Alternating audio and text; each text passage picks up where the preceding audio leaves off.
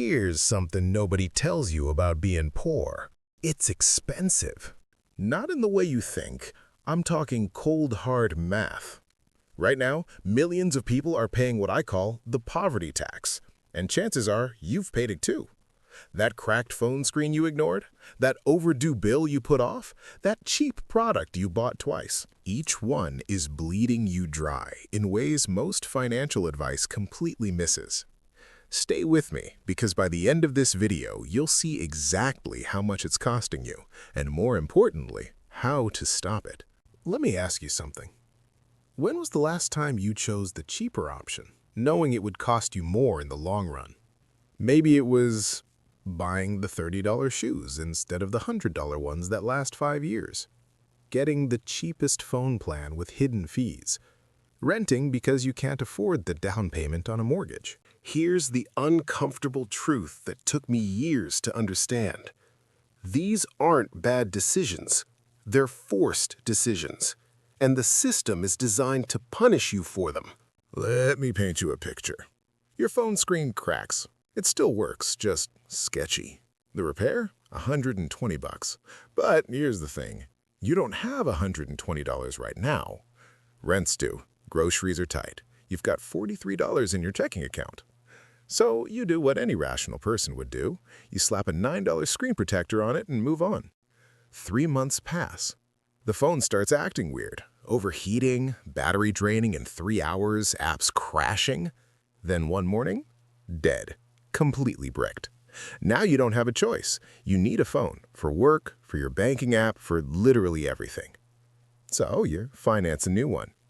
$800. Wait, let's do the math here. That $120 repair you couldn't afford 3 months ago, it just cost you $800. And before you say, well, you should have just saved up. With what money? The $120 you didn't have? This is the poverty tax. And it's everywhere. There's this concept that nails what I'm talking about. It comes from a book, but it's based on real economics. Imagine 2 people need boots. Person A has $200. They buy quality boots that last 10 years. Person B has $50. They buy cheap boots that fall apart in 1 year. Over 10 years, person A spends $200. Person B spends $500. Same product category, 5 years wearing boots. But person B pays 2.5 times more just because they started with less. That's not bad planning. That's not poor financial literacy. That's structural inequality dressed up as personal choice. This pattern is everywhere. Let me rapid-fire some examples you've definitely experienced. Groceries. Family-size pack of toilet paper at Costco? 82 cents per roll. But you need a $60 membership and $40 up front. So you buy the 4-pack at the corner store for $6. That's $1.50 per roll. You just paid 83% more for the same product because you didn't have the buffer. Banking. Wealthy person's account dips below zero? No fee. They have a relationship with the bank. Your account goes negative by $3 because of a forgotten subscription? $35 overdraft fee. You just paid 1,166% interest on a $3 loan that lasted 6 hours. Banks made $15.5 billion in overdraft fees last year. Guess who paid them? See the pattern? The system isn't broken. It's working exactly as designed. It's just not designed for you. Now here's where it gets really dark. Financial stress doesn't just cost you money. It costs you brain power. Princeton did a study on this. They found that financial stress reduces cognitive capacity by about 13 IQ points. Let me put that in perspective. That's the difference between average intelligence and borderline intellectual disability. That's the same cognitive loss as pulling an all-nighter. When your brain is constantly calculating, can I afford gas and groceries? Which bill can I delay? Will my card decline at checkout? It has less capacity for comparing prices carefully, planning long-term, resisting impulse purchases, spotting predatory terms. This is why broke people make what look like bad financial decisions. It's not stupidity, it's cognitive overload. You're trying to solve a calculus problem while someone's screaming in your ear, and then society judges you for getting the wrong answer. The systems trap. Let's zoom out. Housing. Renters pay an average of $1,500 a month. Over 30 years, that's $540,000, and you own nothing. Homeowners pay maybe $1,200 a month on a mortgage. After 30 years, they own a $400,000 asset. But you need $40,000 to $80,000 up front for the down payment. So the cheaper option, renting, costs you over $900,000 in lost equity. The poverty tax strikes again. Healthcare. Can't afford the dentist now? That cavity becomes a root canal. $200 becomes $2,000.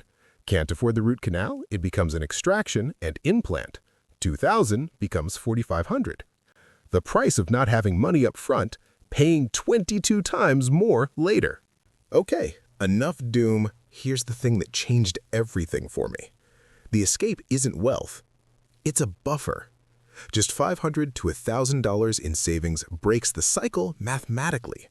With a buffer, you fix the cracked screen for $120, not replace the phone for $800. You buy the bulk groceries that save 40%. You pay the bill on time and avoid the $35 fee. Small problems stay small. That first $1,000 is the hardest money you'll ever save. But it's also the most valuable, because every dollar after that stops losing you money. It's not about paying yourself first or whatever guru nonsense. It's about stopping the mathematical bleeding.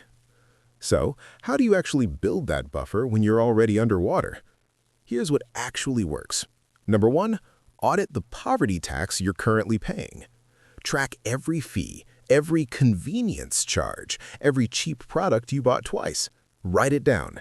Get angry. Use that. Number 2, stop thinking in monthly payments. Companies want you focused on just $29 a month. Always calculate total cost. $29 a month over 3 years equals $1,044 for something you could buy outright for $600. Number 3, ruthlessly eliminate fees. Switch to a no-fee bank account. Chime, Ally, others. Set up autopay on fixed bills even if it's 1 day before payday. Call and negotiate every recurring charge. $135 fee eliminated equals 3 hours of work you don't have to do. Number 4, the one repair ahead rule. Your goal isn't to buy the $100 boots. Your goal is to fix the $20 problem before it becomes a $200 problem. That's the unlock. Number 5, protect your brain. Automate everything you can. Use apps. Set alarms. Your cognitive capacity is a resource. Stop wasting it on remembering payment dates. Look, I'm not here to tell you to skip lattes or wake up at 5 a.m. Those aren't solutions. They're distractions. The real problem is that our economic system charges people a premium for being poor. And most financial advice pretends that doesn't exist. But once you see it, really see it, everything changes.